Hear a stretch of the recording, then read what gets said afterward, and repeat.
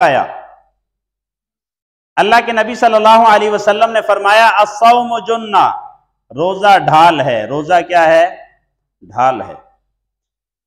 पढ़े लिखे अहबाब मौजूद हैं कि पहले जमाने में जो जंग होती थी वो तलवार के साथ होती थी, और तलवार को रोकने के लिए अगला आदमी एक ऐसी चीज को सामने रखता था जिससे तलवार का वार उस पर नहीं होता था, रोकता था।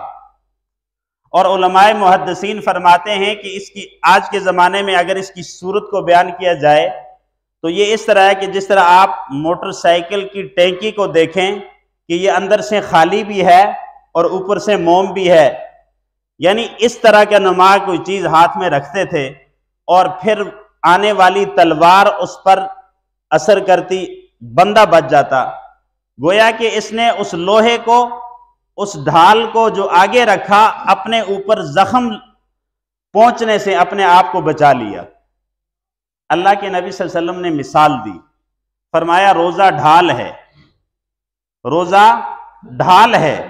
इस इंसान पर, इस मुसलमान पर हमले होंगे और हो रहे हैं। एक जाहिरी हमला है जो आज मुसलमानों को, मुसलमान बच्चों और मुसलमान औरतों को, मुसलमान मर्दों को बेदर्दी के साथ मारा जा रहा है, जो फ़लस्तीन के मजलूम मुसलमानों पर हो रहा। ये जाहिरी हमला है उन पर, ये जाहिरी चोटें हैं, जाहिरी जख्म हैं।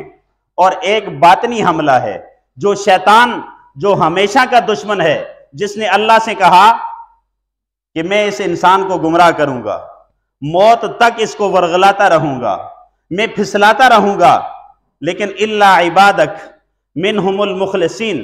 कुरान ने कहा, अल्लाह फरमाते हैं कि जो मुखलिस, जो खालिसतन अल्लाह के लिए करते हैं, नमाज पढ़ते हैं तो लोगों के दिखलावे के लिए नहीं, बल्कि दिल में यह होता है कि ये सजदा अल्लाह के लिए है, राजी कौन हो।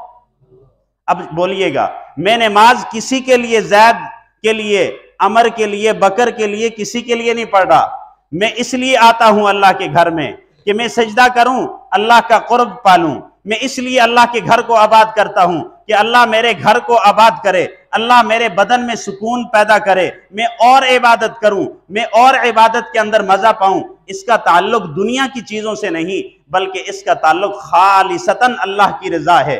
अल्लाह की रजा है। जब बंदा अल्लाह की रजा के लिए कोई भी अमल करता है तो शैतान उस पर हमला, शैतान तो रोक किया, लेकिन जिसकी रजा नहीं है, अल्लाह की, दुनिया की रजा है, तो उस पर शैतान हमला करेगा, उसका बड़ा दुश्मन है। तो मैं अर्ज कर रहा था, एक जाहिरी दुश्मन है जो हमारे बदन को जख्मी करता है, और एक बातनी दुश्मन है जो हमारी रूह को जख्मी करता है, जो हमारी रूह को कमजोर कर देता है।